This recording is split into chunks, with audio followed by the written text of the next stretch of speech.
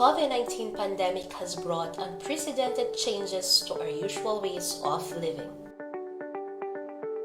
But the Department of Education remains unfazed by these challenges to fulfill the mission of Sulong Edukalidad, the rallying call for national effort to deliver quality basic education to all Filipinos, which involve aggressive reforms in the four key areas: the K-12 curriculum review and update, improving the learning environment, teachers upskilling and reskilling, and engagement of stakeholders for support and collaboration to move forward together as we prepare the education system for the future. The call for Sulong Edukalidad will continue, and we have built the framework of the Basic Education Learning Continuity Plan, or the BELCP, to put the needs of the learners at top priority. DepEd's BELCP is the major response and commitment to protect the health, safety, and well-being of learners, teachers, and personnel. The plan aims to provide opportunities to continue education even in these trying times with a BELCP in place, supported by an unprecedented number of diverse stakeholders from the academe, media, industry groups, NGOs, business and private individuals. Sulong Edukalidad will be able to sustain the aims in its reform for quality basic education. In our journey towards quality education, we have established the four pillars of aggressive reforms from the start, and we have been continuing to progress in these pillars. In improving the learning environment, we took action in the construction and rehabilitation of school buildings, ensured the availability of learning materials and equipment, and prioritized our last mile schools. The challenges of the pandemic also brought to light the urgent need to upgrade our ICT infrastructure to service the needs of education. In terms of the teachers upskilling and reskilling, we were able to establish more innovative professional standards for teachers and school heads. We have aligned the professional development of teachers with their career progression to track their development as part of the National Educators Academy of the Philippines transformation. With the launch of the Education Futures program, where we will be focusing on innovative actions and solutions to improve the state of our education, we are now more than ready to start a new journey and continue our fight for quality education for all Filipino learners. Finally, we've given high importance to the engagement of stakeholders for support and collaboration. In support of this, we have convened the Philippine Forum for Accessible Quality Basic Education, or the Education Forum, which will leverage other partnerships for education quality and strengthen partnership with the Philippine Normal University as the country's National Center for Teacher Education. The department has also been developing a professional development program for teachers and school leaders in order to equip them with the skills, materials, and data that will allow them to help their students prepare for PISA 2022. This intervention consists of the following components: online training for teachers and school leaders, development of learning materials and practice tests for students, deepening the analysis of the PISA 2018 results, and supporting school-level action research. Now that the year is about to end, our commitment to Sulong Edukalidad will continue and will be far from being gone. With a lot at stake, considering our new knowledge and experience from this year's challenges, we are equipped to face a new future. As we head on to the future where we will face many challenges and uncertainties, the department will always be the guardian of every Filipino learner's right to education.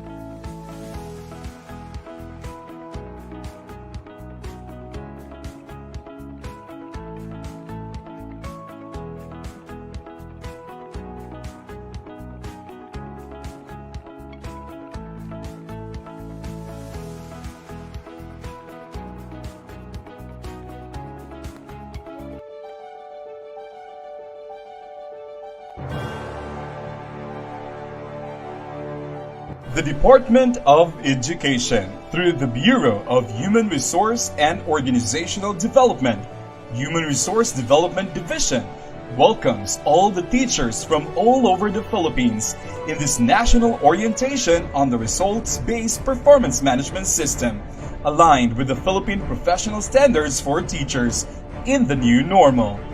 Via Facebook Live, here at DepEd Philippines and other DepEd official accounts.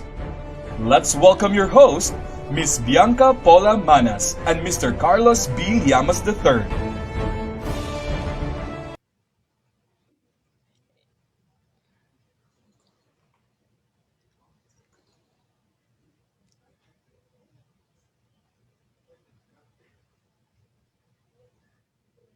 Ayan! Hello, good morning, Ayun! DepEd! Good Hi, Sir Kaloy! afternoon! Hello po, Miss Bianca. Good afternoon po sa lahat ng mga kasama natin sa buong Pilipinas. Mga kaguruan po, magandang hapon po sa inyong lahat. Maayong hapon sa tanan.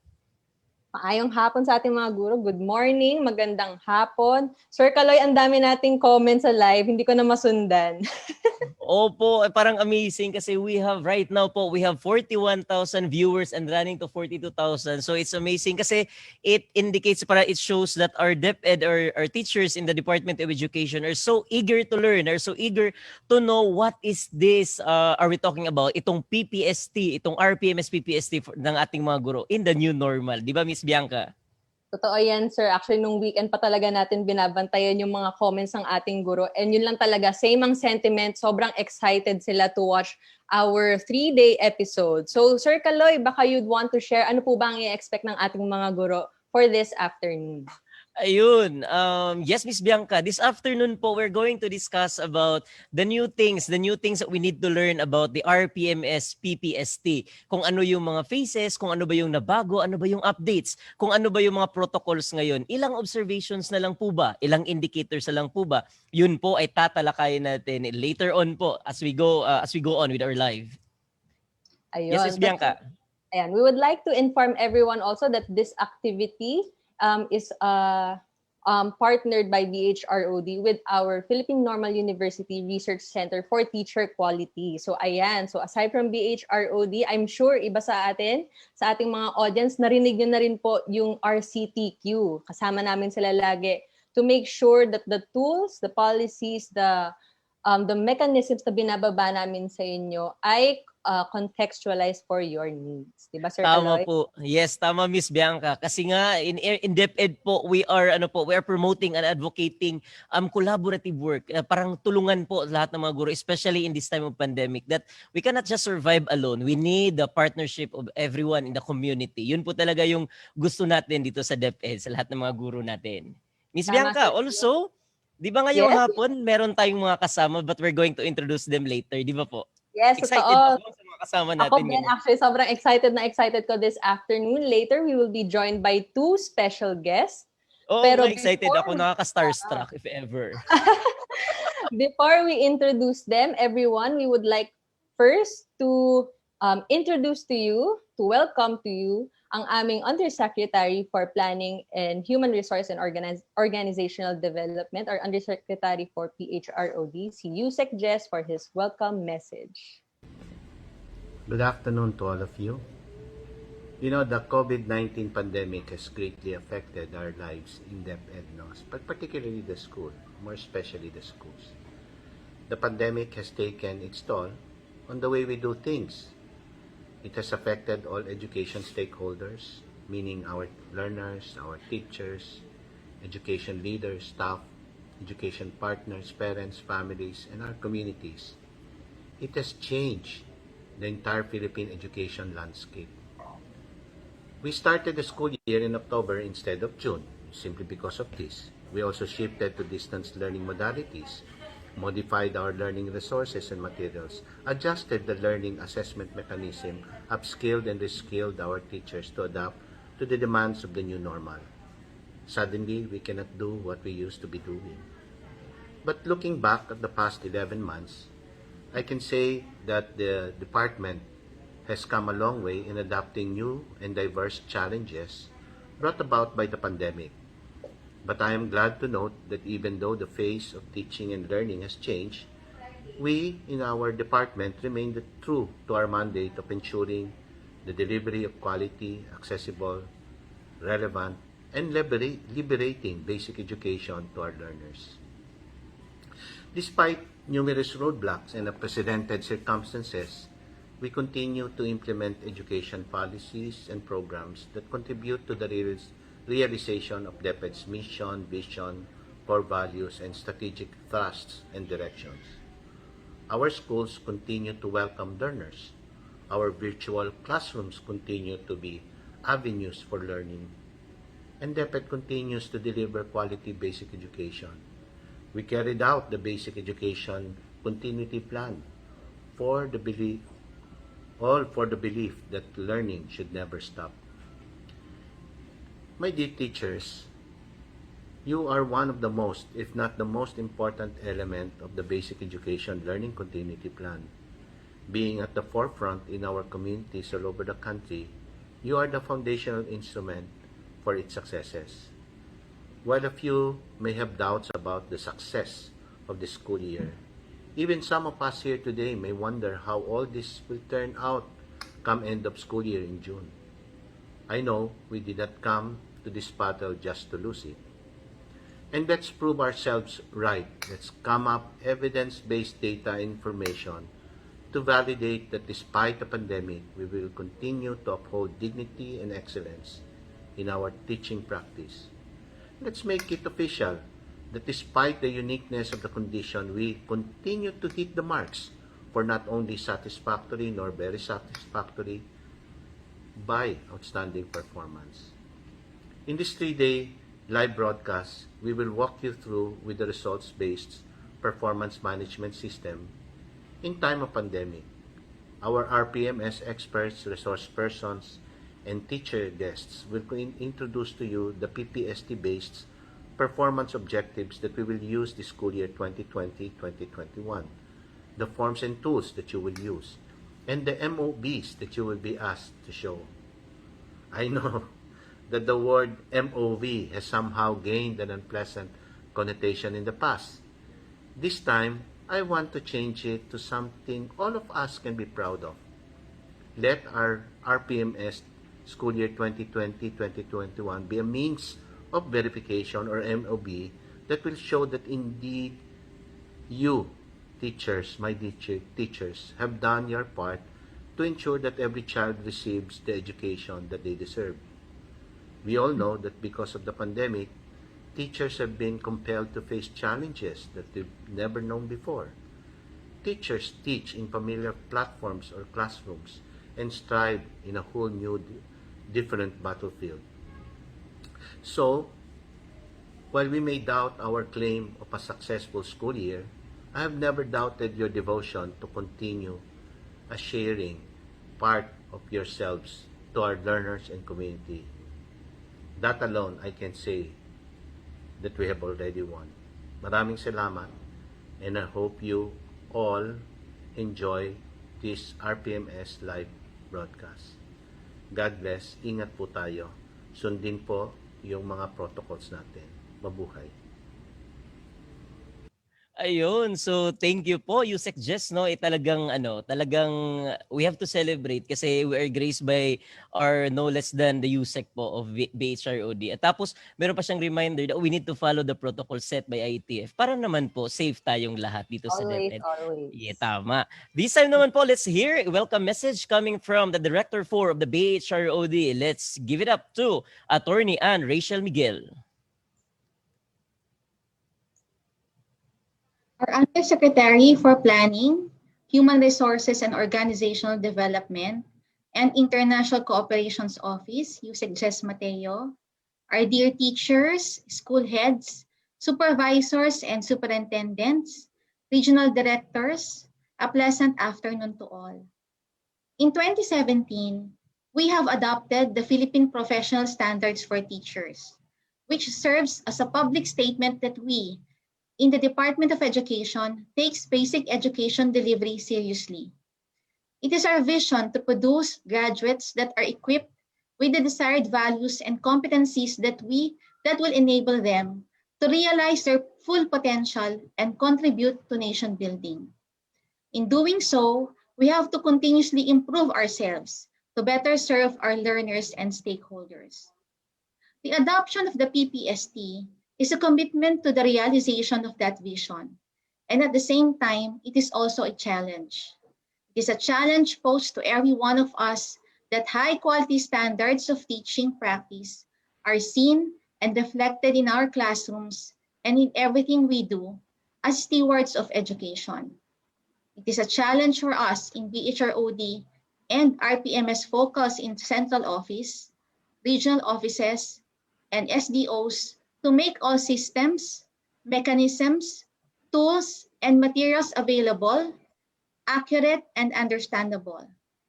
We have to ensure that we provide all necessary support to you, our teachers, because we recognize that the bigger challenge is on your shoulders, and that is living by the professional standards of teacher quality. We have proven in the last 2 years that despite the roadblocks, we have managed to withstand the birth pains of the implementation of the RPMS PPST. It is very unfortunate, though, that while we have yet to make it through the 37 indicators, another huge roadblock is here to confront us, and that is this pandemic. It is here to test our resilience as education leaders and ability to deliver quality education regardless of the situation. A lot of changes have happened in the last 10 months. Because of this pandemic, we are compelled to adjust, adapt, re-strategize, and to think outside the box. But since we cannot just tell our learners and children that we wait and we should be patient as we do all these modifications in the curriculum, learning delivery and resources, we needed to step up. And as what we always say in BHROD, we needed to change the tires while the car is moving. And the big question now is how? How will we be able to uphold the professional standards and high quality of teaching when we are dealing with a bigger problem? How will we be able to perform our best efforts when we are in an unfamiliar classroom? This is the reason why we are all here today. In this 3-day live broadcast, we hope that we will be able to answer all your hows and provide you with the right tools and materials that you will be needing for you to showcase the professional standards in your performance amid this strange situation. We are confident that the PPST indicators featured in RPMS 2020 to 2021, along with all the MOVs, would be reflective of the alternative learning strategies that are demanded from us by distance learning. With the help of our partners in the Research Center for Teacher Quality, our RPMS PPST National Technical Working Group, and all the field RPMS focus, who really took time and effort in the development of the RPMS tools and materials, we are now ready to share with you what we have come up with. We hope that we put forward on your plates today that would indeed help you in the fulfillment of your mandates as teachers. Like what we always dream of in BHROD, we hope that you view the RPMS the way we appreciate it, not as a burden, but as a useful tool to document and validate high-quality standards of teaching practice. Let me congratulate HRDD for spearheading this orientation. Again, thank you very much, and I wish everyone a productive week ahead.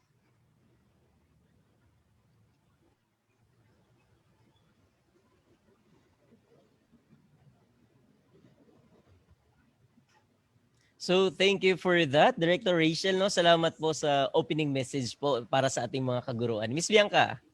Yes, thank you to our USEC and Director Rachel. Yun nga, Sir Kaloy, abuti na lang nakadaan sila sa ating big activity. And now, Sir Kaloy, alam mo ba kung ilang viewers na tayo at this hour? Yun nga, I'm so excited. Ilan na po? Bilan na po lahat right Currently, now? as of, anong oras na ba? As of 4:16 p.m., we are at 111.6 Wow! Wow, that's viewers all amazing. over the Philippines. So, Yes, thank parang you. parang nakakaano din, nakaka-pressure din kasi maraming Sobrang maraming nanonood, nakaka-pressure, sir. maraming nakakakita.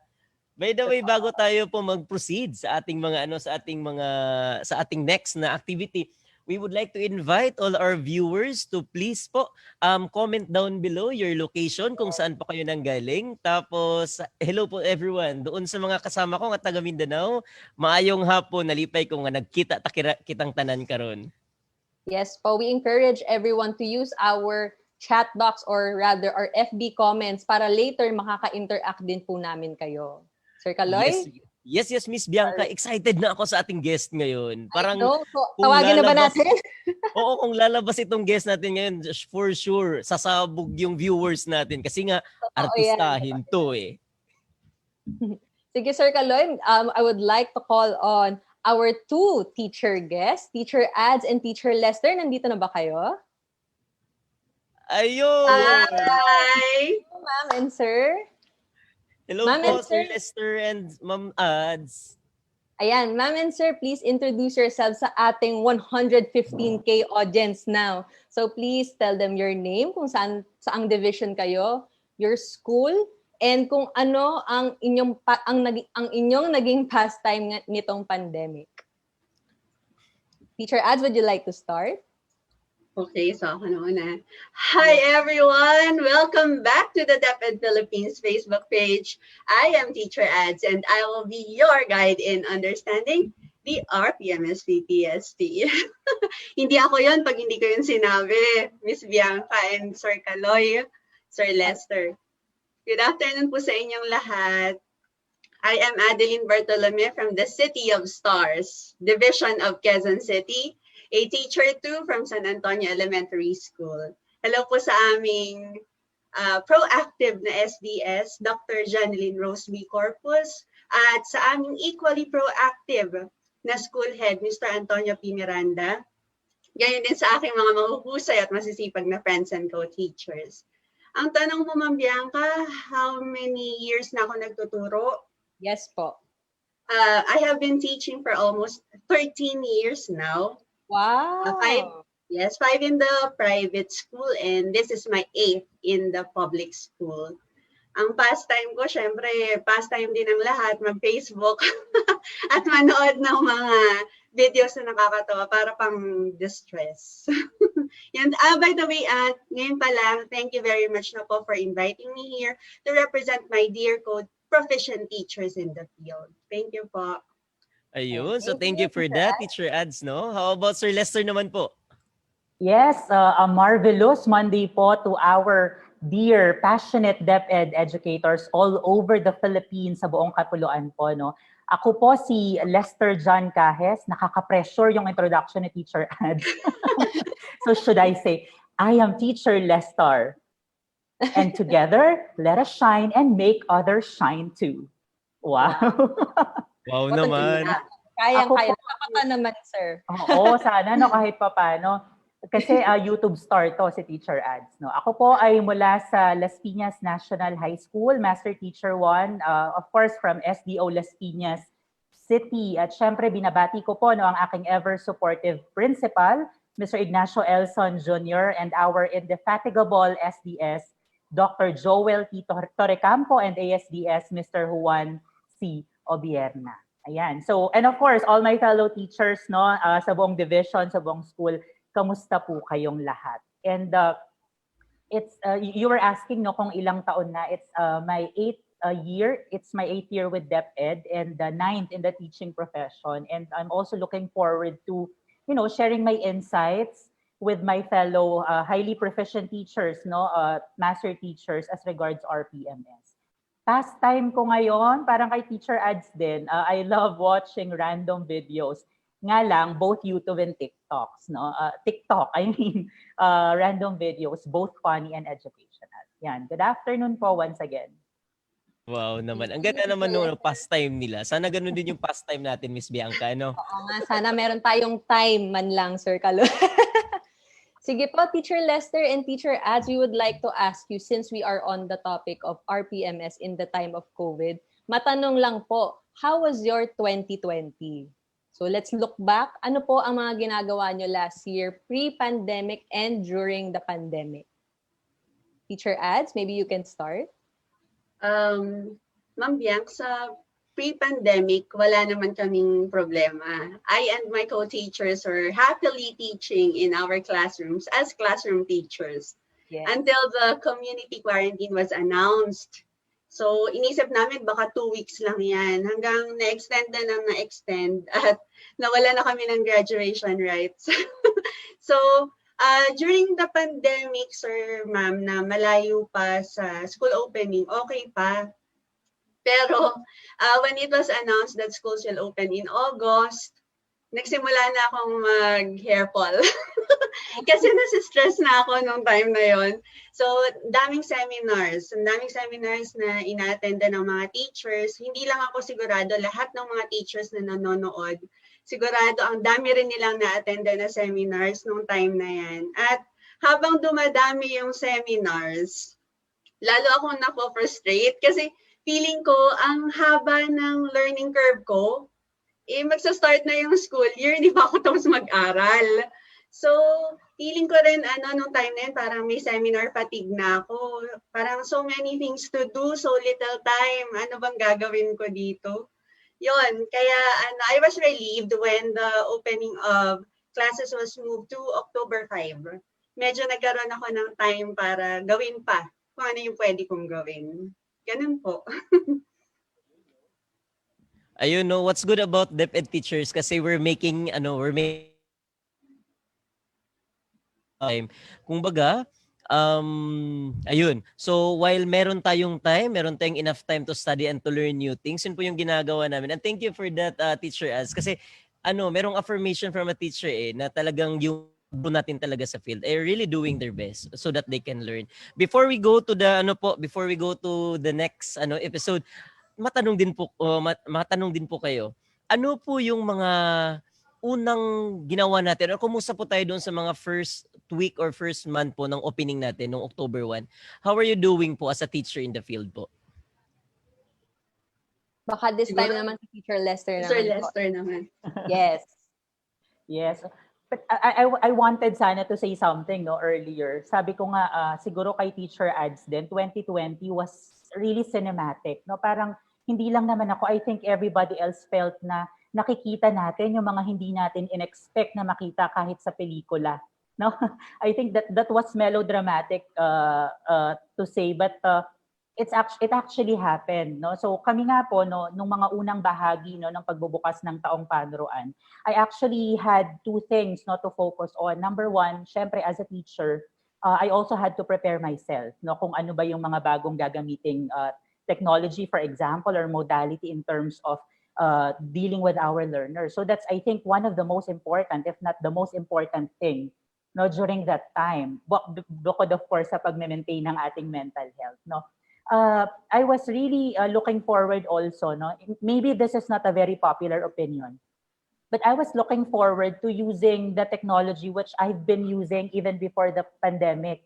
Sabi ko nga, naisip ko, hindi man magandang sabihin, parang it was a blessing in disguise. Kasi imagine, with just one snap, biglang ginagamit na natin si Google Meet, si Google Classroom, and all the other applications which actually have been introduced already, even prior to the pandemic. So, siguro if there's one thing na na-realize kong kahit papaano yung minaidulot na maganda yung pandemic is that the dynamics, the teachers' resources were actually expanded even more. So that's one, yung po yung isa. Another thing was, ako ay mapalad po na naging bahagi ng core planning team. I was part of those teachers and administrators na talaga namang nag-usap-usap, pinag-usapan kung paano yung magiging takbo, for example, ng distribution of modules, paano, for example, magkakaroon ba tayo ng online class, sino yung mga pwedeng umattend ng online class, may video lessons ba. So I was also very happy na kinonsulta din no, yung mga guro in terms of the learning delivery modality na maaaring gamitin sa pagbubukas ng taong panuruan. Yun. So that kept me busy for the first few months po of the school year. How about naman po si Teacher Ads? Yung first few months ng online, syempre honestly, stressful pa rin yan. Pero I was trying to cope. Yun nga, thankful ako na na-move kasi maraming time to prepare. Tapos, di ba, ang dami kong natutunan sa seminar. Gusto ko naman ngayon, lahat yun gagamitin ko. So, yun naman yung naging next na problem ko. Parang iniisip ko lahat ng mga natutunan ko dito sa seminar na to para hindi masayang, kailangan gamitin ko lahat. Pero later on, na-realize ko na hindi ko naman dapat pagsabay-sabayin. So it was a series of experimentations, of hit and miss. So hanggang sa naisip ko na bakit ba pinapahirapan ko yung sarili ko? There are things that we learned na kahit maganda pa siya, kung hindi naman kaya, bakit ko ipipilit? Meron namang kaya, pero hindi kaya ng mga bata, bakit ko rin yan ipipilit? So later on, na-trim down ko na kung alin lang yung mga kailangan at kaya kong gamitin. Hindi na masyadong stressful nung gano'n na yung nangyayari. Yun. Ayan. Thank you, Teacher Ads and Teacher Lester. So, given everything that you've said po, no, so regardless kung pre-pandemic or during pandemic, very evident naman ang ating mga guro talaga, laging may ginagawa. So, naisip lang po namin na since this is a orientation on the RPMS, nung nag-start nga yung klase, so from October to December, so the latter part of the year, naisip nyo pa po ba yung kung paano kayo ma-assess? Naisip nyo pa ba na, nako, kailangan itong mga ginagawa ko ma-make sure kung malagay ko pa sa portfolio ko? Did that even cross your mind? Maybe Teacher Lester, you can start po. Yeah, ito na, pumapasok na tayo sa usapang RPMS. Ito na talaga. Doon din talaga tayo pupunta. Well, to be honest, no, the guidelines for the submission of portfolio and IPCRF for the previous school year was a trigger.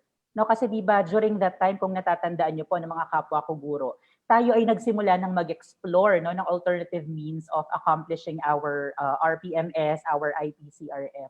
So actually, during that time and even after that, naisip ko na rin, ano kayang magiging mukha no, ng RPMS PPST this coming school year no, amid the pandemic? Ano kayang mangyayari? Anong magiging role ko as a teacher at the same time as an observer, no, to be particular? So, I was already thinking about those things. Tapos dumating na nga yung pag-o-open ng classes. And you know what, interestingly, my colleagues, my co-teachers, even some head teachers and master teachers were also asking me, Sir Lester, ano na bang mangyayari sa classroom observation? Kami ba ay papasok sa Google Meet? Kami ba ay papasok sa Google Classroom? So naisip ko, yes, we were preparing for the opening of the school. No, we were preparing for the things that we have to offer to our learners given our circumstances. Pero at the back of our minds, feeling ko yung ibang teachers ganun din naman. No? Naisip naman din namin. No? And after all, kung ano naman yung ginagawa natin, no, which is demanded currently, I think that will also embody our performance. So, yes, sumagi siya sa isipan ko, pero syempre, focus muna doon sa ano talaga, sa delivery ng learning continuity plan. Ayun. So thank you po Sir Lester. Talaga naman pagguro talaga kasi we all know that we will be rated at the end of the school year. Kaya nandun talaga yun sa isip natin. As di ba po si Sir Lester ay master teacher, so siya ay rater din at the same time ratee. So now, let's hear naman from Teacher Ads. Teacher Ads, ikaw naman po. Ko, Sir Kaloy, actually, mas naaalala ko yung RPMS pag nagbabasa na ako ng inbox. Sasabihin ng mga subscribers, Teacher Ads, ano na ba? May bago na ba? Ano nang meron sa RPMS? Paano kami i-observe? Hindi Iba talaga yung mga YouTuber eh. Ganun na yung sinasabi. Ads. Oo, sasabihin, hindi swak yung luma, nagpapa-observe ako pero hindi kayang i-observe yung mga nandito. So, may bago ba? So, yung naalala ko na naman na kailangan nga pala ng bago. Pero, syempre as a teacher and a part of the RPMS training team at the same time, I am also wondering about how the RPMS would run in the new normal. Pero siguro masyado akong busy sa pag-aaral ng Google Meet nung time na yun at ng mga Google Classroom para isipin ko pa muna yung mga indicators. Siguro nung time na yon, isinantabi ko muna yung pag-iisip tungkol sa performance assessment kasi kailangan unahin ko muna yung pag-aaral ko para sa online classes para ma-deliver ko ng maayos kung ano yung dapat kong ituro. Ayun, mapapasana all ka talaga kay Teacher Ads, no?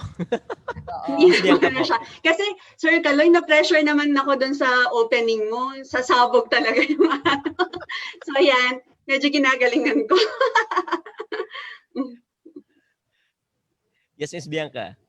Ayan, thank you, Teacher Ads and Teacher Lester. So ayan, Sir Kaloy, ngayon pa lang sa mga sagot ni na Teacher Ads and Teacher Lester, medyo may idea na talaga tayo kung ano ba yung mga pinagdaanan. I know they're just two teachers. They don't represent the entirety of our teacher workforce. Pero in a way, nakikita na rin natin at narinig na rin natin kung ano ba yung mga pinagdaanan nila last year. And I think for me, ang key takeaway ko, very similar kay Teacher Lester and kay Teacher Ads, ay talagang in terms of performance, hindi yan priority sa kanila. Meaning, ang focus nila ay ang trabaho nila at ang learners nila. Which for me, I think is one good quality of the teacher. Hindi niya iniisip kung dapat ginagawa ko to para mataas ang rating ko. Ginagawa ko to para sa estudyante ko. Which is very admirable. Don't you think so, sir?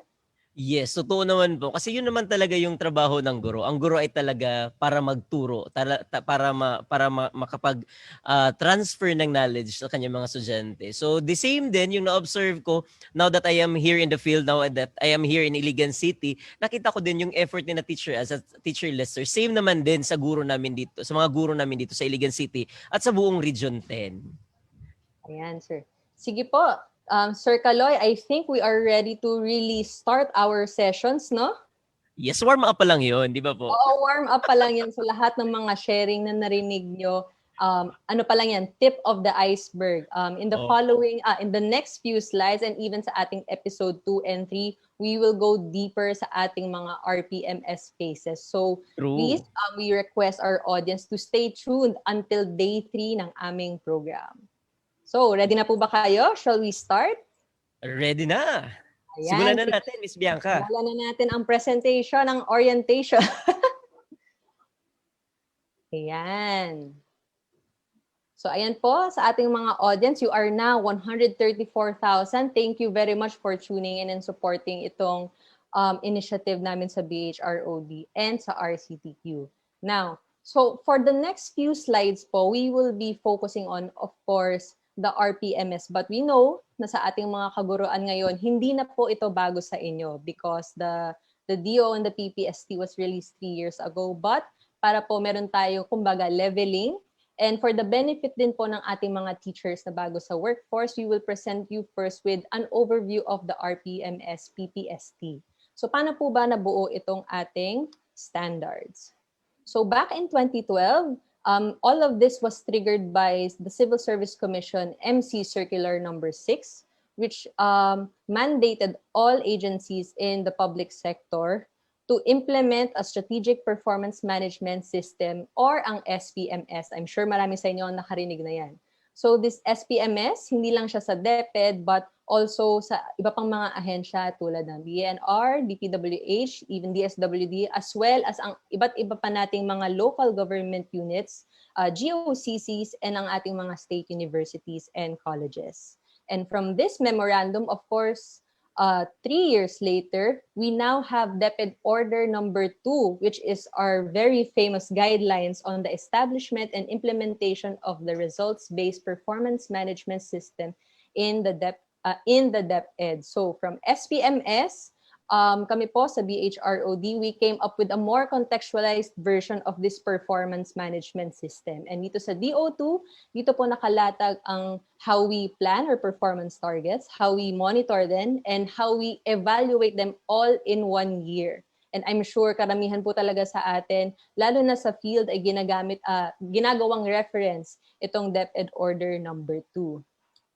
But ito talaga ang ating topic for today. In 2017, as support to our DO2, nilabas na po natin ang National Adoption and Implementation of the Philippine Professional Standards for Teachers. So ito po, kasama namin ang Research Center for Teacher Quality or RCTQ sa paggagawa ng not just the standards, no, but all the resources and tools na kailangan nyo para ma-implement nyo po ang PPST. So yan po ang ating mga legal basis. Yan po yung ating mga foundational documents on the PPST. Pero ano nga po ba ang PPST? So what is PPST? It sets the clear expectations for you, our teachers. And it provides a framework of uniform measures to assess ang inyo pong performance. Also, the document is a public statement of your professional accountability. And ito, ang ating last two bullets, ito po yung pinaka-importanting manote nating lahat. Sa PPST po, meron tayong 4 career stages. Ito ang beginning, proficient, highly proficient, at ang distinguished.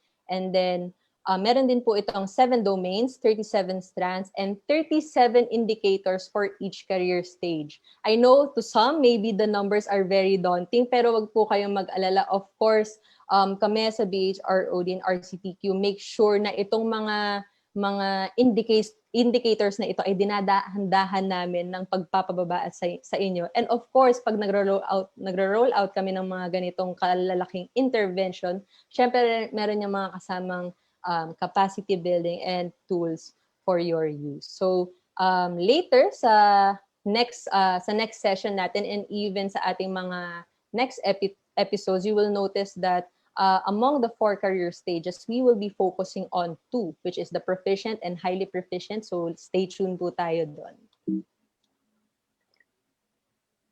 Ayan. So sa mga kasama ko ngayon sa audience, I'm sure na marami din po sa inyo nakakakilala sa cake na ito pag naka-attend na kayo ng training with RCTQ and BHROD, lalo na sa usapang performance management. I'm sure napakita na po namin ito sa mga slides. So nakikita nyo here, merong isa tayong picture ng cake and a whole pie. Ang ibig sabihin lang po na to ay the HR systems, the DepEd HR systems are anchored on the PPST. So what we mean by this is, ang ating existing system sa DepEd, so your rewards and recognition, your L&D, your recruitment, selection, and placement, eventually po what we goal or what we target sa BHROD ay i-align yan sa ating existing professional standards. But for now, dinadahan-dahan nga po namin, for now, ang RPMS pa lang ang ina-align natin sa PPST, and it has been 3 years. So maybe in the next few years, we will explore na kung alin namang HR system ang ating i-align sa ating standards for teachers. So yan po, isa sa mga pwede nyo i-look forward to dito sa ginagawa namin sa BHROD. But before we continue, meron po muna akong tanong sa mga audience natin na nanonood. I know na marami po sa inyo ang bumabate saying na kayo ay nanonood from this SDO or from this region. But, ayan po, meron po kaming pinost na tanong sa screen nyo. Pwede pong pakisagot. Sa tingin nyo po ba, is PPST part of RPMS or is RPMS part of the PPST? So nakabantay po kami sa inyong comments. Please let us know, ano ba sa tingin nyo? Is it PPST part? Is PPST part ng RPMS or is it the other way around? So while waiting po sa inyong mga sagot, can I call back Sir Kaloy, Teacher Ads, and Teacher Lester? Especially si Teacher Ads and Teacher Lester dahil sila ang guest natin today. Ma'am and Sir, sa tingin nyo, ano ba ang sagot dito? Teacher Ads, ikaw kaya? Secret pa muna kasi nagsasagot pa sila eh. Ay, oo nga pala. Sorry. Pero meron mo yung idea in mind, no? Yes, actually, Ma'am Bianx, itong Sir Kaloy and Sir Les, itong tanong na to, lagi itong nag-a-appear. Kasi parang ang daming nagtatanong na si RPMS ba ay part ng PPST o si PPST ang part ni RPMS. So, sigurado ako mamaya sasagutin niya rin yan. Pero Sir Les, ganun din ba yung na-experience mo? Yes, actually, siguro nga kung may qualifying exam, no, RPMS, PPST, baka isa to sa mga unang katanungan po talaga. Kasi I think more than asking this question, no, mas mahalaga kasi na yung pag-unawa, no, ano ba talaga yung RPMS, ano ba yung PPST, more than knowing kung ito ba ay bahagi ng isa, I think it's understanding each of them that's really more important for teachers, for us teachers. True, tama po. Tama po yung mga sharing po natin. No? The same din naman dito sa amin. Nagtatanong din, sino ba talaga, sir? Which is which? Part po ba ng RPMS? Si PPST or the other way around? So I am so excited to look into the comments of our viewers. Pakitingin nga kasi Oo hindi nga, rin sir. ako Pero parang halo-halo lang din, sir. Pwedeng, part siya ng RPMS. Meron naman na hindi yan magkakasama. So, tingnan natin ano nga ba ang tamang sagot. Yes, Miss Ayan. Bianca.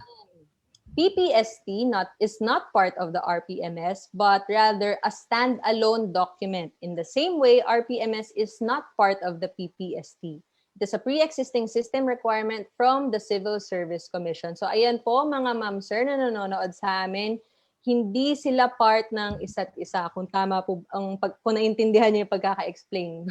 But rather, what we are doing is showing you the link or creating the link ng dalawa nitong ating standards and ng ating system. Ayun. So, klaro naman din po pala, Miss Bianca, na si RPMS ay isang system ng HR. Tapos si PPST ay standard ng mga teachers. So, for us to reconcile this one, pinattern natin si RPMS doon sa standard ng teacher para talagang ma-measure natin ang teacher sa tamang sa tamang gauge, kasi mahirap nating i-assess si teacher according to something na hindi naman talaga niya ginagawa. So ayun, Miss Bianca, maraming salamat. Ayan, thank you Sir Kaloy. So ayan po. So babalikan lang natin, no. So what started as SPMS became our RPMS through DO2, and now through DO17 ito na ang ating Philippine Professional Standards for Teachers. So ito yung sinasabi na PPST aligned RPMS. So, ayan po ang ating... Ayan, ito naman kaya, Sir Kaloy, pwede bang paki-enlighten kami sa diagram na nakikita natin ngayon sa screen? Yes, Miss Bianca. Actually, ito yung nakikita ng DepEd. Ito yung direction na gusto nating tahakin dito sa Department of Education.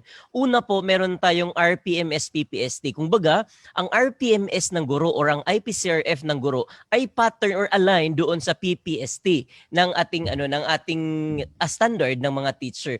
If we have this kind of RPMS po na pattern doon or align doon sa ating standard bilang guro, we will be collecting the data that we have gathered. As you can remember po, last time, nagko-collect tayo ng, di ba meron tayong automated na IPCRF collection, tapos sinend nyo doon sa system natin, in-upload natin sa system natin. Nandito na po tayo sa pangalawang level po, which is the national data on teachers' performance. Ang purpose po talaga nito is that we get the genuine, the actual data in the field. Ang purpose po nito ay para po makakome up tayo ng magandang, ayan, yung una is the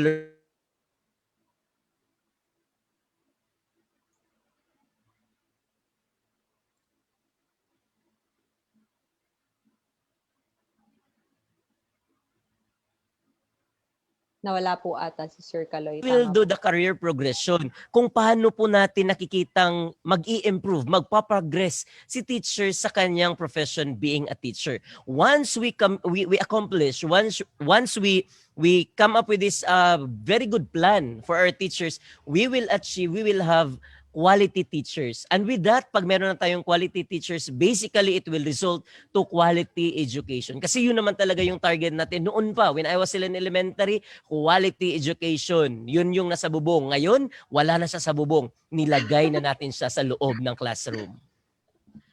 Tama yan, Sir Kaloy. Actually, na-notice nga, parang I think safe to assume naman na ever since talagang nilabas tong PPST and talagang na-absorb na siya ng ating mga kaguruan, parang ang dami na natin ngayong mga highly proficient teachers. No bias. Sure ako. Totoo. Kasi alam na nila Alam nila kung anong i-gather nila. Alam na nila kung ano yung gagawin nila for them to perform outstandingly for a year po. Ayan. So, now that we have established kung ano yung parang journey nitong PPST natin ngayon, no, ilagay natin sa ating current context, which is itong 2020. So, like what Teacher Ads and Teacher Lester shared kanina, yung mga yung experience nila last year, marami tayong pinagdaanan, not just a country but also the whole world. So, a lot of us went under community quarantine at iba-iba pang level starting March.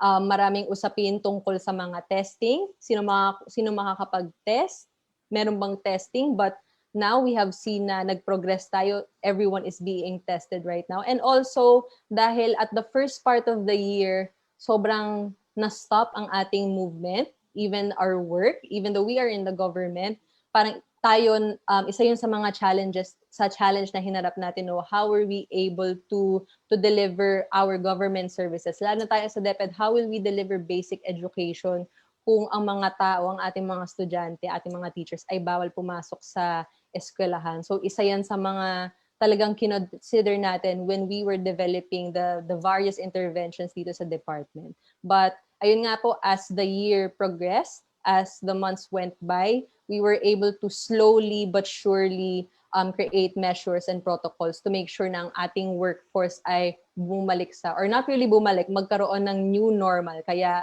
ngayon po, mas marami ng taong nakakalabas. Just make sure na tayo ay sumusunod sa mga kanya-kanya nating protocols.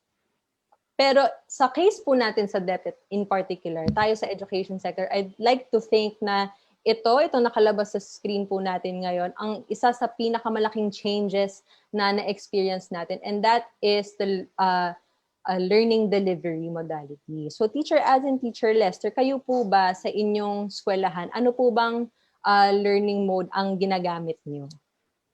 Sa school namin, blended learning yung aming ginagamit. Kasi yun din naman yung binabasa amin sa NCR yon. Kayo kaya, Sir Lester, paano naman po kayo? Yeah, sa amin po, no, by default, we implement the modular distance learning, meaning all of our learners receive copies of the modules and activity sheets. But to supplement, we also offer, but not mandatorily, online conferences or online consultations via Google Meet. We also have asynchronous learning via Google Classroom. At syempre, hinihikayat din namin yung mga learners namin na manood ng mga episodes sa DepEd TV. And some teachers also initiate, the school also initiated a project of developing localized video lessons as well. So in other words, blended din po, and we explore all the possible ways that we have. Ayun. Talagang iba-iba talaga yung context, no? Sir, Sir Kaloy, kayo dyan sa Iligan. Opo, dito naman sa Iligan, iba kasi nga yung SDS namin at saka ASDS namin ay talagang active. What we did is, we do a survey. Tinanong po namin yung mga guro, mga teacher, mga magulang. Ang ginawa po ng mga magulang ay nag-answer sila doon sa survey. They were asked as to what modality they want to avail in DepEd. So what we did now, since varied kasi yung na-avail ng mga parents, kasi iba-iba yung equipment meron sila sa bahay, iba-ibang facility meron sila. So what we did in the division office is we provided them with all the things that we can. Example, we operated a radio base. Right now, I'm here in the studio of the radio or RBI. Also, we have a TV or parang online sa TV po na division-based naman po na TV-based instruction. Also, we have online education and the modular naman po na ginagamit natin and the blended thing. Kung saan swak ang facility ng guro, ng mga parents, doon po kami pumapasok. Doon po pumapasok si Iligan City because we really want to provide quality education to our learners. Depende doon sa kanilang gusto at kanilang kaya po.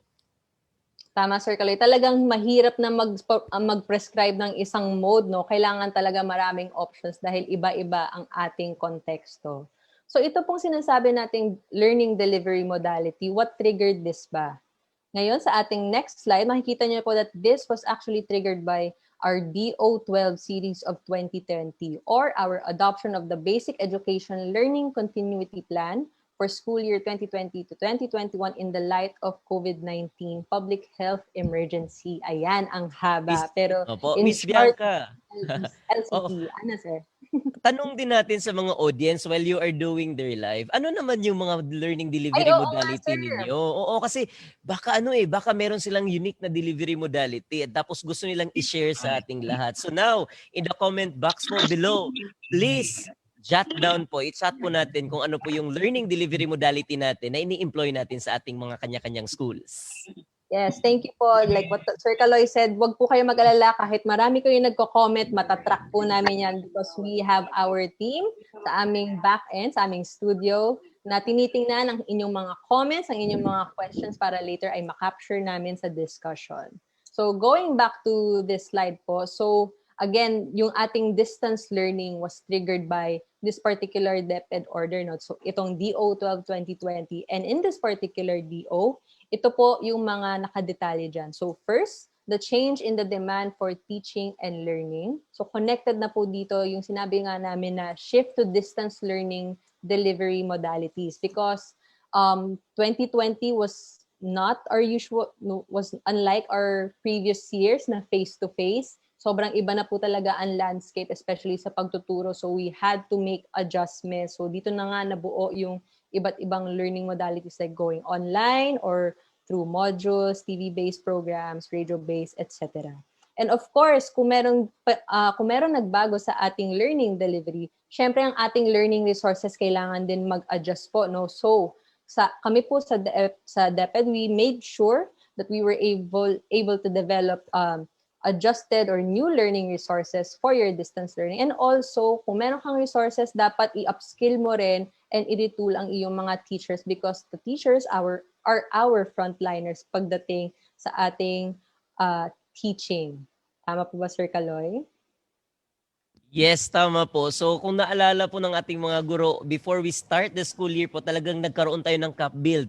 Through NAIAP, nagkaroon din tayo ng programa doon sa LDM just to really prepare all the teachers kung ano po yung buhay natin bilang guro sa school year 2020-2021. Miss Bianca po, di ba? Yun po yung upskilling and retooling po na ginagawa po natin. Yes. So yun po, yung DO12 na tinutukoy namin. So that is for the whole agency. But in particular po sa amin sa BHROD, ito naman po yung naging focus namin. So, as the learning delivery change, so do the duties of our teachers and their learners and the performance expected of them. So, alam po namin na marami tayong pinagdaanan last year, marami tayong kailangan i-adjust, not just our teacher workforce, but even us no sa non-teaching, maraming nagbago. And ang isang challenge post sa amin as BHROD is paano ba namin kayo susuportahan in this kind of environment. So that's why on our end, we created or we made sure that the contextualized RPMS will capture itong mga adjustments that we asked of you. Ayan, so to give you a preview kung ano ba itong mga changes or adjustments na sinasabi namin for the RPMS school year 2020-2021, ito po, itong mga naka-enumerate sa inyong screen, ang mga modifications that we made. No? So first is the objectives. So the objectives taken from the PPST priority indicators were modified. Meron po tayong, later makikita nyo sa part ni Sir Kaloy, makikita nyo kung ano yung mga indicators na dinagdag natin sa ating bagong RPMS tool. Of course, if you update the objectives, syempre meron ding updated ang ating mga means of verification or MOVs. Next is our performance indicators. Also, we will provide you with your alternative classroom observation processes and protocols. And lastly, syempre, with all these changes, hindi naman namin ine-expect na kinabukasan ay magagawa na po natin lahat ito, no? So of course, we provided you with an adjusted timeline ng ating RPMS cycle. Ayan. But given all these changes, hindi naman po to lahat ay ginawa overnight. Of course, the BHROD together with our partner, the RCTQ, starting April pa lang, pinag-usapan na namin kung ano bang klaseng mga tools ang kailangan nyo para masuportahan namin ang inyong teaching practice. No? So, we conducted focus group discussions with various stakeholders. So, kayo po yan aming mga teachers, together with RPSDS, EPS, and some representatives from our CI strand. Meron din syempre nangyaring document analysis. So, nag-research din po kami ng iba't ibang literature and also taking notes sa data gathered from our implementation of the BELCP. Meron din tayong consultation with DepEd officials and partners. And also, syempre, dinalidate po namin ang current tools natin, the processes and protocols to make sure that these tools and processes really do work. No? to make sure that these are effective pag binaba namin sa field. Ayan, maraming pinagdaanan kasi mahirap na po magbaba ng mga interventions na wala namang consultation. So like what you just said kanina, kailangan lahat ng mga ginagawa natin sa department ay evidence-based para maging effective. So ang ating PPST priority indicators we have 11 PPST priority indicators for school year 2020 to 2021. And these 11 priority indicators are more responsive and more appropriate to the current context of our teachers, learners, and the learning environment. So later, ipapakita namin sa inyo yung mga indicators. And I think all of you will agree na talagang ito nga ay mas responsive and mas appropriate for the school year 2020-2021. Ito na nga, Sir Kaloy. Ayun. The Yes, Miss honor. Bianca. Tama po. So, Miss Bianca, before I'm going to present that, puntahan ko muna si comment box. Nung nagtanong tayo kung anong modality yung ginamit nila, meron akong nakita dito isang teacher, pero ang bilis kasing kasi ang dami nagko-comment, so nawala agad siya. But as I remember, parang Miss Renilieta Ayat, sabi niya, sa klase daw nila gumawa siya ng group chat kasi hindi po lahat ng estudyante niya may internet, may malakas na internet, but lahat po may free data daw. So instead of having video calls, parang live conferencing, what they did is nagchat-chat sila, nag-i-input sila ng mga tanong, queries, at doon naman nire-respond ni teacher. So ganun, it's a good indication na yung mga guro natin sa field are really doing their best and maximizing the opportunity to really ensure that there is continuity in the delivery of education. Kasi yun naman talaga yung purpose at saka target natin. So with that naman po, Ma'am Ayat, congratulations. Kayo po you're doing great po. So this time naman, tingnan natin, Ma'am Ayat, kung yan bang ginagawa natin ay pasok ba sa indicators na pinili natin for school year 2021. Ang tanong po, sino yung pumili dito? Sino yung nag-identify na ito yung indicators na ito? Sa sinabi po ni Miss Bianca kanina, dumaan po ito sa proseso. Dumaan po ito sa consultation, dumaan po siya sa verification at interview ng mga iba-ibang tao. If you can remember, parang yun, mga May or April, we do a survey. Tinanong namin ang buong Pilipinas at ng kaguruan through a Google form. Tinanong namin, ano ang ginagawa ng mga guro this new normal? Ano yung mga preparation nyo before the school year? And with those data, we analyze them, and these are the indicators that nakita natin na swak doon sa mga responses nyo.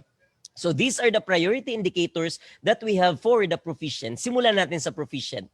First indicator is applied knowledge of content within and across curriculum teaching area. Ito po ay hindi bago. Ginawa na natin ito, inobserve na natin ito sa last school year pa lang. Second indicator is ensure the positive use of ICT to facilitate the teaching and learning process. So ito po ay noon is we use ICT as one of the tools in developing materials, di ba po? Pero this time naman, we ensure positive use of ICT. Ano yung ibig sabihin natin dito? We are going to discuss that later on in our next episode and next discussion po. The third indicator for proficient is apply a range of teaching strategy to develop critical and creative thinking as well as higher order thinking skills. The fourth indicator is establish a learner-centered culture by using teaching strategies that respond to their linguistic, cultural, socio-economic, and religious backgrounds. Number 5, planned and delivered teaching strategies that are responsive to the special educational needs of learners in difficult circumstances, including geographic isolation, chronic illnesses, displacement due to armed conflict, urban resettlement and disaster, child abuse, and child labor practices. Number 6 indicator po, use strategies for providing timely, accurate, and constructive feedback to improve teaching performance at learning performance. So you might say, paano mag-feedback ngayon? Don't worry, we have also a session on that. Number 7 po na indicator for the proficient teacher is selected, developed, organized, and use appropriate teaching and learning resources including ICT to address learning goals. So nakita niyo po itong number 7, parang familiar siya kasi nga ito ay galing pa nung last year na indicator. Next slide po. Also on the 8, ang ipangwalo po natin na indicator ay set achievable and appropriate learning outcomes that are aligned with the learning competencies. Basically naman po as teacher talagang kung gumagawa tayo ng objective, it must be aligned with our competencies. The 9th indicator po is build relationships with parents, guardians, and in the wider school community to facilitate improvement in the educative process. Number 10 po, participated in professional networks to share knowledge and to enhance practice. 'Di ba? Parang ngayong taon nga with the new normal, 'di ba? Parang ang lahat ng seminar are accessible masyado sa lahat ng mga guro. Malayo ka man, nasa city ka man, nasa bundok ka man na nakatira, pero as you can see, lahat ng seminar are accessible kasi we have that online and we have them recorded. So we can go back to their recorded webinars para sa ating mga guro. So that para po ma-improve yung mga sarili natin and our teaching practice.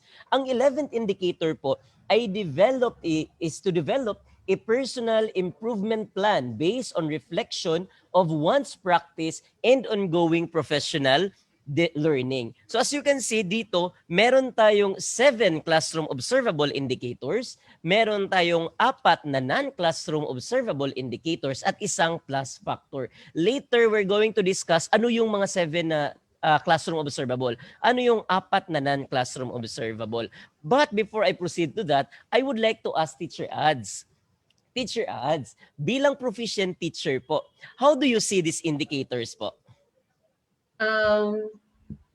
Siguro, Sir Kaloy, sasagutin ko to ng initial observations lang muna dito sa ating mga indicators.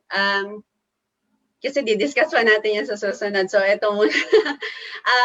Nakita ko na, unlike last year, meron tayong 13 kasama ang plus factor. So, this time, nakikita ko sa pinresent mo, 11 lang ang ating mga priority indicators. Siyempre, idadagdag din natin yung plus factor, so magiging 12. So later on sa computation, magkakaroon pa rin yan ng changes kasi nga nagkaiba yung number. At dito, nakikita din na 7 yung classroom observable indicators, 4 yung non-classroom observable indicators, at saka yung plus factor. Pero sa 7 na yan, alam ko, meron dyang hindi i-observe talaga. Pero susunod na lang. Yan lang muna sa ngayon, sir. Yes, tama. Ang ganda po ng observation yung Teacher Ed. Kasi if we're going to compare that last year, meron tayong, sabi nga, 13 na indicators kasama si plus factor. And this year, meron lang tayong 12. So, kumbaga, tinanggalan natin ng isa. So, if we're going to look at it, by quantity, parang, mas konti ngayon. Second, last year, we have 9 classroom observable indicators. Tapos out from 9, yung 7 ay i-observe natin per observation. So ang dami. Ngayon, meron tayong spoiler alert, 3 na lang. Pero ano yung 3? We're going to have that next, in the next session, we're going to discuss all those things. And there are some other, updates pa. In just, ginagawa naman itong update na ito, ini-inform namin kayo because we want you to know lahat ng guro, whether you are a proficient or a highly proficient teacher, we want you to know that BHROD is here to help you. The entire Department of Education po is here to support you. Kaya we are here to give you updates. We are here to give you support in order for us to feel na tayong lahat ay supported at hindi naman tayo iniwanan ng DepEd. This time naman po in our part, we're going to show to you the highly proficient indicators that we will be following for this school year. So meron po tayong ito, ang first indicator po natin for the highly proficient is first, modeled effective application of content knowledge within and across curriculum teaching area. Pangalawa po, we have to promoted effective strategies in the use of in the positive use of ICT to facilitate the teaching and learning process. Pangatlo, developed and applied effective teaching strategies to promote a critical and creative thinking as well as higher order thinking skills.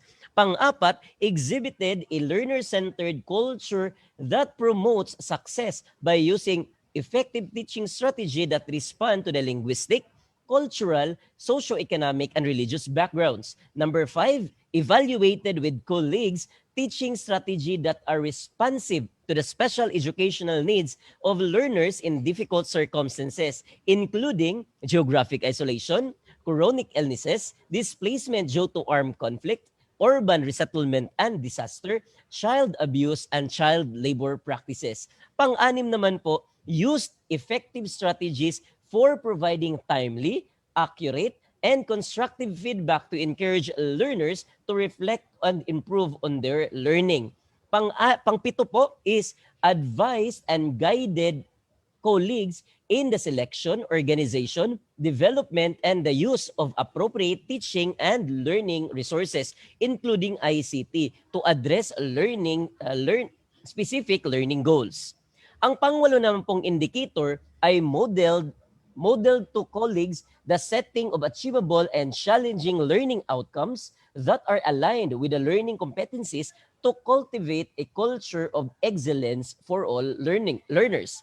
Number 9 po, guided colleagues to strengthen relationship with parents, guardians, and the wider school community to maximize their involvement in the educative process. Number 10, contributed actively to professional networks within and between school to improve the knowledge and to enhance practice. Number 11 naman po, initiated professional reflection and to promote learning opportunities with colleagues to improve practices. All in all, meron din tayong 7 classroom observable indicators, 4 non-classroom observable indicators, and 1 plus factor. Ngayon, Sir Lester, si Sir Lester naman. Kasi Sir Lester kasi isang master teacher, meaning siya ay highly proficient teacher. Ano po yung masasabi nyo dito sa indicators po natin, Sir Lester, for the highly proficient teachers po? Yes, no, Sir Kaloy. I think 2 words. Number 1, practical. Another is contextualize. So ako personally, naramdaman ko na pinag-isipan talaga na to suit the situation, to suit the possible performance of teachers, no, of master teachers, particularly like me. No, so salamat DepEd, salamat BHROD, salamat RCTQ. So, di ba? Bukod doon, may mga several points lang ako ding na-observe. Number 1, sa ating mga master teachers po, no, sa mga kapwa ko master teachers, I think we have to appreciate na even up to this year at sa mga susunod pang taon, yung ating level of practice ay nandun talaga sa level ng modeling. No? That we are not just performing inside our classrooms, but also, mentoring our colleagues, no, helping out, reaching out to the proficient teachers and all other teachers na pwede naman natin matulungan. So that's one. Another thing that I really appreciate a lot here is that for this year particularly, nag-align na, no, yung mga indicators, yung priority and indicators for highly proficient teachers and proficient teachers ay aligned na. Ibig sabihin, nagko-complement kung ano yung ginagawa ko as master teacher, pwede ko na ring maging tulong, no, doon sa proficient teachers or doon sa aking mga mentees. At the same time, kung ano man yung ginagawa ng mga proficient teachers, ay maaari na ring mag-complement sa aking performance as a master teacher. No? Hitting 2 birds in 1 stone, ika nga. And actually, my personal favorite, no, dear DepEd teachers, ay yung last one. I think this is the last one. No? Developed a personal improvement plan based on reflection of one's practice and ongoing professional learning. Ang counterpart niya po sa highly proficient ay initiated professional reflections and promote learning opportunities with colleagues to improve practice. Na so, I think it opens a lot of opportunities for us master teachers and teachers to really work hand in hand in terms of professional development. Pangatlo. So nag-i-stack ko talaga, no? Pangatlo. I was saying contextualize sila, no? I think these are timely indicators. I'm particularly referring to indicators on responding to special educational needs in of students in difficult circumstances, pati na rin yung paggamit ng learning resources including ICT, no, which are really very timely. Sunod, and penultimate maybe, ay makikita natin na kahit ngayon, mas marami pa rin talaga yung classroom observable indicators, no, as compared to the non-classroom observable indicators. Patunay lamang na tayo ay sumusuporta pa rin sa prinsipyo na ang pangunahing gawain talaga ng mga guro ay magturo. No, still teaching and the classroom, no, are the heart of the teaching profession. At excited din ako doon, no? Excited din akong malaman kung bakit tatlo na lang ang gagamitan ng COT. And is this advantageous for the teachers? Malalaman natin yan. Ayun. Abangan. So, Abangan. ayun. So, thank you for that, Sir Lester, no? So, ang ganda nung explanation ni Sir Lester. Sa dami talaga. Di ko na ma-reiterate at di ko na ma-recap. Pero ang dami. Nakuha ko naman yung punto ni Sir Lester doon. This time naman, pulso ng bayan tayo. How do you find the indicators we presented? As a proficient teacher or a highly proficient teacher, how do you find these indicators? Tapos, i-comment nyo kung meron kayong naiintindihan or meron kayong tanong. If you have any question in your mind, please comment down na it below. Kasi kung kaya naming isagutin yan ngayon, sasagutin natin. Kung hindi naman, magre-research tayo. Tatanungin natin si Secretary. Tatanungin natin si Yusek para matulungan talaga tayo, gabayan tayo in how we're going to do this school year 2021 po, kung paano natin gagawin si RPMS natin. Kaya wag po kayong mag-atubili, mag-comment po kayo dyan. So, para malaman po namin kung ano yung idea niyo sa ating mga indicators. Ayan. So, this time naman, let's proceed to the discussion of the cycle of RPMS. So, as you can see, hindi na po ito bago. Ito po ay pinaulit-ulit na po natin since 2015. We are following DepEd Order number 2. And in DepEd Order number 2, Series 2015 po, makikita natin na si RPMS ay may apat na phases. Itong apat na phases po, ito pong sinusundan natin sa isang taon na pag-work, pag-perform ni teacher bilang isang guro. Ito po ang isang taong buhay ng guro, ng pagtuturo ng isang guro. So what are the things that we're doing? Ano yung mga ginagawa? Ano yung mga output? Ano yung mga activities kalakip dito sa bawat phases or sa bawat phase ng RPMS? So these are the phases. First is the performance learning and commitment. The second is the performance monitoring and coaching. The third one is the performance review and evaluation. And the fourth one is performance rewarding and development planning. All these phases po will be tackled later and in the succeeding episodes that we'll be doing. That's why we want to invite you in the next episode, meaning tomorrow po, meron po tayong special discussion on the different phases of RPMS. So this time, I'll be showing you the adjusted cycle of RPMS, the timelines only for school year 2020-2021. Ano yung adjustment na ginawa natin dito? So we need to understand that since the school year opened in October 5, di ba po, October 5, the start of the RPMS will be in the first week of January. Di nyo po nakita yan, but we're going to have a Zoom, or para i-Zoom, hindi man Zoom. I-Zoom natin yan mamaya, papalakihin natin yung snircle natin dyan. Also, in the timelines po, there will be a year-round mentoring and coaching. But in March, we are going to have a mid-year assessment. And tapos, in the phase 3, week after the graduation, dun po tayo magre-rating. And then, in the phase 4, by July po, 2021, we will do the phase 4 or the performance rewarding and recognition. Ayun po. Yun po yung mga nabago sa ating timelines. So this time, I'll be discussing to you phase 1. Ano itong phase 1? This is performance planning and commitment. Kailan po ito nangyayari, sir? This happens in the first week of January 2021. Ha? January 2021, sir? Ito mangyayari? So, ano na ngayon, sir? February na. Late na kayo. Don't worry po kasi binaba na po natin itong RPMS guidelines natin in January. Tapos nakita namin how people react, how teachers react, how teacher ask us kung paano natin siya matulungan. So that's why we come up with this national orientation to really give you kung ano yung dapat nating malaman straight from the horse's mouth. Hindi na po natin siya dinaan sa mga layers or mga levels po para po talaga maabot natin lahat ng guro straight from Luzon to the southernmost part of the Philippines ay maabot po natin dito sa ating orientation. So in phase 1 po, these are the activities that we'll be doing. First is discussion and the issuance of RPMS tools and the self-assessment. Bakit po natin i-discuss? Bakit po natin kailangang ipaabot ito sa mga guro? Bakit kailangan natin ipaintindi ang mga guro? We need to discuss the indicators and the RPMS po para malaman ni guro kung ano yung dapat niyang i-prepare, ano yung dapat niyang gawin for this school year, para naman po matulungan natin siya na lahat ng ginagawa niya ay talagang makaka-contribute doon sa performance niya at the end of the school year. So what are the forms needed? First is the IPCRF. We need to know our IPCRF, whether you are proficient or highly proficient. Second is the SAT or the self-assessment tool. So meaning you need to assess yourself based doon sa indicator. Saan yung strength mo? Saan yung mga weaknesses? Actually, I don't treat them as weaknesses, but opportunity for me to improve.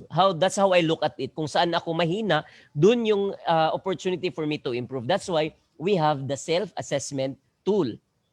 Next naman is the IPCRF DP or Development Plan. Ano tong DP, sir? This DP is a development plan where we crafted actions, interventions in order for us to improve our weaknesses in the IPCRF and also to enrich our strength in the IPCRF based doon sa ating self-assessment tool. So yun po yung ginagawa natin sa DP. Don't worry, we'll have a detailed discussion on that. Second is, after you have done the activities and you have accomplished the form, you need to sign the IPCRF DP based doon sa SAT. And then you have to have signed IPCRF. Ang purpose lang po nito kung bakit tayo magpipirmahan dito sa IPCRF natin ay para malaman natin na meron na talagang agreement si rater at saka si ratee as to the things that they'll be doing for the entire school year 2020-2021. So sir, ano yung SAT? Ano yung SAT RPMS? Ano yung self-assessment test ng RPMS? So ito po yun. Meron po tayong dalawang tools. Ayan, meron po tayong dalawang taas po, Miss Bianca. Okay. So while Miss Bianca is presenting the slide for the RP. Ayan, so yun po. So nakita po natin, yan po yung sample na COT. Tatlo na lang po yung indicator na nandyan. We're going to enlarge it later ha. I-zoom natin yan kung ano yan. And also there will be a classroom observation tool or rubric kung paano natin i-arrange. So right after you're done with the DP or the development plan po, you are now starting to collect your portfolio. Forming your portfolio from day 1 up to the last day of the school year. Iko-collect po natin yung portfolio natin in one, parang ibabatch po natin siya. Ang purpose po nun ay para po masundan natin, ma-record, ma-document po natin lahat ng ginagawa natin so that it will be rated accordingly. So it starts in January down to March. Bakit may asterisk yung March? Because during the implementation po ng March, while we are gathering our data, we're going to have a mid-year assessment and that will be part of phase 2 discussion. Later po, we'll discuss the phase 2 discussion po ng mid-year assessment and that will happen in March. Ayun. So, can we show the slide for the, Miss Bianca, the SAT or the self-assessment tool? Ayun. So, while preparing the slide for the self-assessment tool po, we have to remember that this SAT po, ginagawa po natin ito para po, para masundan natin kung ano yung strength natin, ano yung weaknesses natin, saan tayo mag-i-improve, ano yung gagawin natin para mag-improve tayo based doon sa indicators for school year 2020-2021. Ayan. So, next slide, Miss Bianca. Sir Kaloy, yung isat natin, naligaw ang ating slide. Okay, naligaw. So don't worry po, we're going to discuss this isat na lang. Anyway, while you will be showing or looking for the slide po, Miss Bianca, for the SAT, I'm going to discuss na or dadaanan ko na lang. Okay lang po ba? Okay lang, sir. Baka tomorrow we can show the audience na lang yung ating prepared slides for the isat. Maikli lang naman po yun mga ma'am and sir, but I'm sure Sir Kaloy can give you an idea na right this moment. Opo. Or can I share my screen? Ay, hindi pala. Wala pala akong internet sa screen ko. Ayun. So sa SAT po, the same po yung ginawa natin last year. We're going to have a ticking. Magtitik lang po tayo doon sa SAT kung saan yung indicators tayo strong and saan tayo yung indicators na we need to have an intervention or training immediately. So meron po tayo ng priority development and then level of capacity. Meron po tayong ganung level sa SAT natin and then you're going to tick. Right after ticking that, accomplishing the self-assessment tool po, mag-generate po siya ng data. And out from that data po, i-identify ng ating electronic self-assessment tool kung ano yung strength mo. At ano naman yung mga indicators na kailangan tayong mag-improve. And from there po, it is now easy for us to develop a development plan Kasi po meron na tayong basis, meron na tayong data na na-generate based from our self-assessment tests. And tapos, there will be a data collection dun sa SAT natin. Meron po tayong mga, don't worry, in that tool po, in the electronic tool of the SAT po natin, meron po tayong mga instruction doon, meron tayong kalakip doon ay ang mga demographic profile, the objective, and the core behavioral competency. Simply ticking lang po talaga. It is easy for all the teachers. Makikita nyo po yan tomorrow when we show it po. And also, the activities are made easy. For the teacher, ikaw lang po ay mag-open ng SAT, mag-a-answer, tapos you're done. After that, you submit it to the ICT personnel, i-collect niya yung ISAT nyo, tapos generate ng summary. After that, si ICT coordinator, isasubmit niya kay school head, kay principal. Ang trabaho ni principal ngayon ay to generate the summary result of the ISAT data. And after that, mag-a-analyze siya. Bakit niya i-analyze? Kasi si principal mag-iisip siya ng intervention that is common doon sa mga common na mga indicators na mahina or hindi gaanong develop among the teacher. Magde-develop siya ng training for the entire school para naman po ma-address natin at the school level kung ano talaga yung gusto natin. Kasi nga needs assessment, parang needs-based ang ginagawa natin ngayon. We need to train the teacher according to their needs. Hindi lang siya training na hugot sa hangin, training na basta-basta lang. Kasi feel kung training na ito na lang yung ibibigay ko. Hindi po. This time po in DepEd, we are really aligning na lahat ng training must be data-based, must be data-driven. Tapos meron talaga siyang basis for that. And after that, si school head po, magsasubmit po siya ng summary sa SDO. Ba't niya po isasubmit ito sa SDO? Kasi ito yung trabaho ng SGOD HRDS or yung mga SEPs natin sa HRD. Mag-generate siya ng data for the entire division naman. Ang entire division naman yung i-collect niya. Ang purpose nito is that as a training personnel sa ating division office, he or she will develop as well a program, a learning development program na swak or pasok doon sa mga kailangan or mga pangangailangan ni guro base doon sa kanyang self-assessment tool. After that, i-assess niya, i-analyze niya yung data na na-collect natin coming from the self-assessment tool para mabigyan natin ng akma, appropriate, accurate intervention para ang ating mga guro ay talagang ma-develop natin at ma-train natin according to their needs. So we have to remember that the ISAT for school year 2020-2021 works best with MS Office 2010 or newer. So kung yung application mo, yung MS application mo ay hindi 2010, hindi po siya mag-work kasi meron po tayong mga macros. You would ask, ano ba yung tool nyo, sir? Parang nahirapan kami. So you mean, bibili pa kami ng bagong MS Office, sir, para kami ay maka-accomplish niyan? Hindi po. Kasi in DepEd, we have that, we have the DepEd email account. That DepEd email account, once it is activated po, you will be given an Microsoft Office 365 and that 365 is the updated version of Microsoft at magagamit nyo yun para mag-update tayo dito and it is free. Free po yan sa lahat ng kaguruan natin sa DepEd. As long as you're a member of DepEd, you are free. You are given a free subscription or kumbaga libre na po yung Microsoft Office 365 natin. So di po kayo mababahala doon. Next po, each teacher shall have one ISAT collection file. So each teacher meron tayong data. How we do that, we'll have a capacity building on that as well.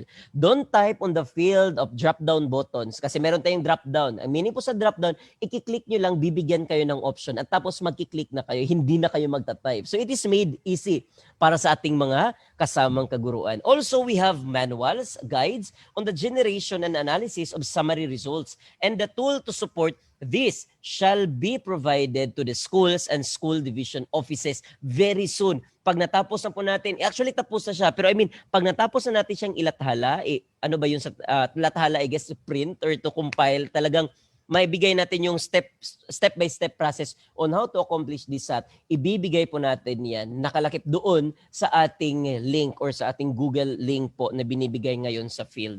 So those are the things that we'll be doing. Kasama na po doon sa development ng development plan or IDP. Yun po yung gagawin natin in the phase 1. So ayun. So I hope na nasundan natin yung discussion natin sa phase 1. Don't worry po, kasi this live po will not be deleted in DepEd Philippines. If you wish to watch on this or try to rewatch or parang titingnan or papanoorin natin ulit, makikita nyo ulit itong DepEd Philippines Facebook Live natin on the orientation of RPMS. Miss Bianca. Ayun, thank you Sir Kaloy. So again, tomorrow, ipapakita po namin sa inyo yung tinutukoy ni Sir Kaloy on the ESAT. Ko-connect na namin siya sa phase 2. But for now, Sir Kaloy, we're actually at the end of our program. Ganun lang yun kadali, mga ma'am and sir. Sobrang bilis ng panahon. So meaning yung session natin for this day, tapos na, matatapos na? Yes, sir. Talagang hinati namin because like we keep on saying, ayaw natin masyadong binubugbog ng information ng ating mga teachers. Kaya talaga natin siya hinati into a three-part episode. Don't worry. I'm sure pati sina Teacher Az and Teacher Lester excited din silang mag-discuss and mag-share ng insights nila. Pero bukas talaga, matetest tayong lahat whether you're a guest or you're an audience tomorrow po sa ating phase 2. Nako, sure marami tayong mapag-uusapan, Sir Kaloy. Ayun, so maraming salamat for that, Miss Bianca. No? So ano yung natin, activity? While I'm viewing the comment. The mga comments. Sige, habang sine-check po ni Sir Kaloy ang ating mga comments sa Facebook, balikan lang po natin kung ano yung mga ginawa natin today, no? Or yung mga napag-usapan natin today. Yes, so Miss first, Bianca, dinaanan natin ng ating legal basis. So to reiterate, ito ang ating CSC Memorandum Circular number 6 on the SPMS. And then we also have DepEd Order 2 on the RPMS. And then ang ating PPST standard. So yan ang ating mga legal basis. And also, we explained to you kung paano ba namin nilink sa BHROD and RCTQ itong ating PPST with our RPMS. And eventually, how we will link them with our other HR systems. Kanina rin po, pinesent na namin sa inyo ang patikim ng aming bagong RPMS tools for proficient and highly proficient teachers. And then tomorrow, we will go deeper dun sa ating mga indicators. I-explain namin sa inyo kung paano ba ito gagamitin, paano nyo ba ito ima-manifest sa inyong practice. Also, we explain to you kung ano ba yung milestones, so yung journey nitong ating PPST and RPMS alignment. And sa last part po, diniscuss ni Sir Kaloy ang ating phase 1. Hanggang phase 1 lang po talaga tayo mga ma'am and sir, but don't worry. Tomorrow will be phase 2 and we invite everyone to please, sana you tune in with us, you join us again kasi ito po ang pinaka-importante, ito po ang meat ng ating discussion. So don't miss phase 2 tomorrow.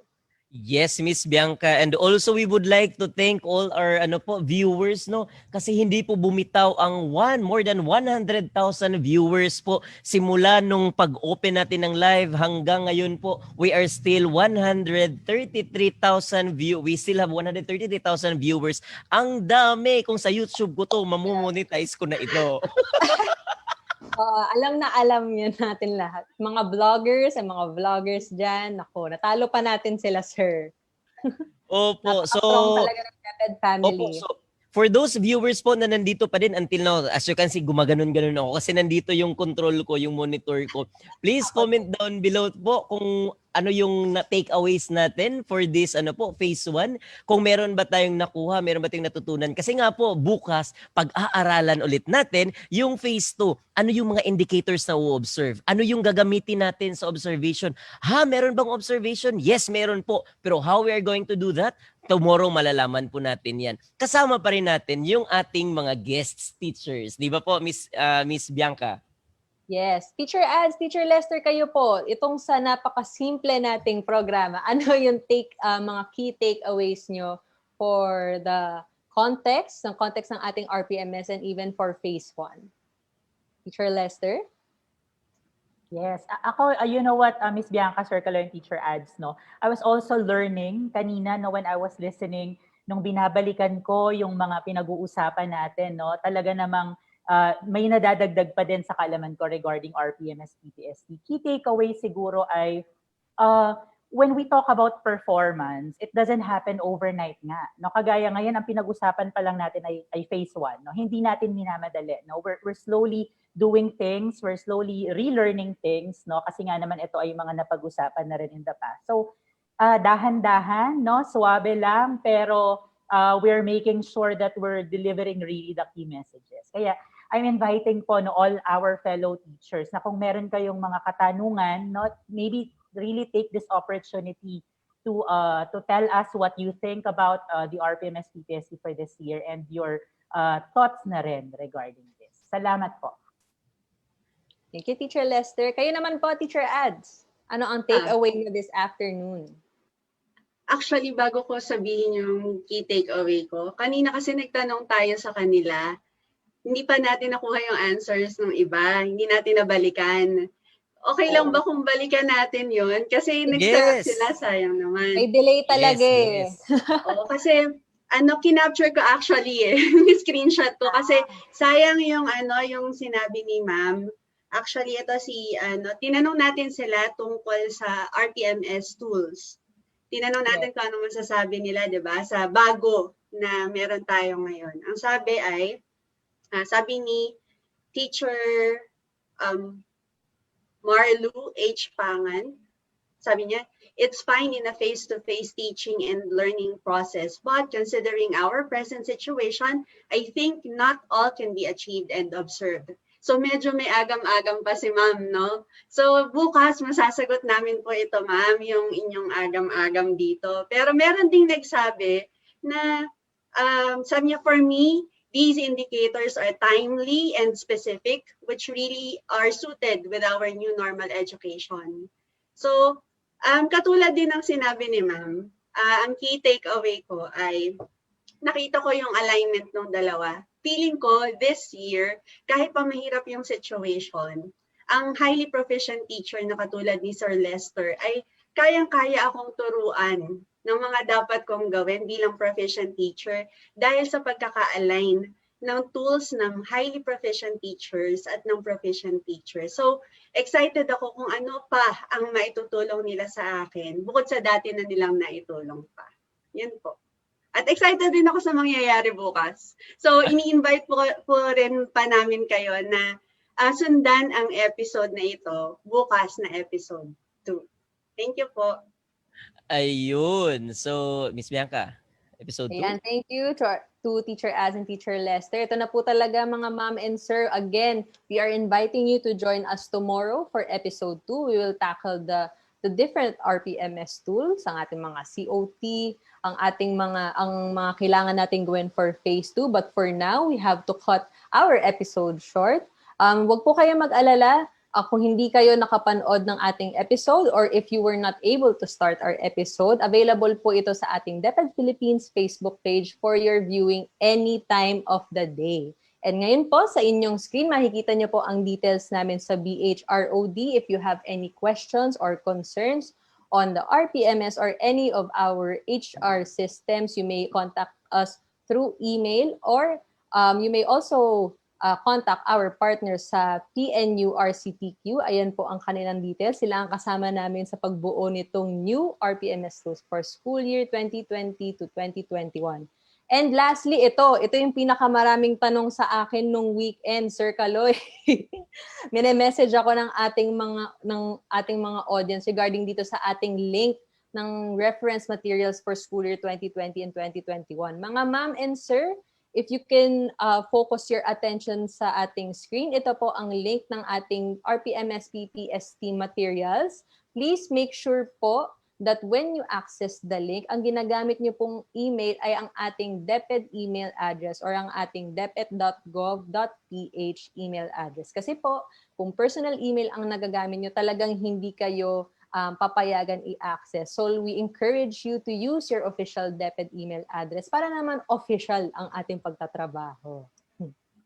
Ayun lamang po, Sir Kaloy, Teacher Lester, Teacher Ads, thank you for joining us this afternoon. Yes I'd like to think na successful, I'm pretty sure successful ang ating first run, especially na we broke records with our 140,000 viewers.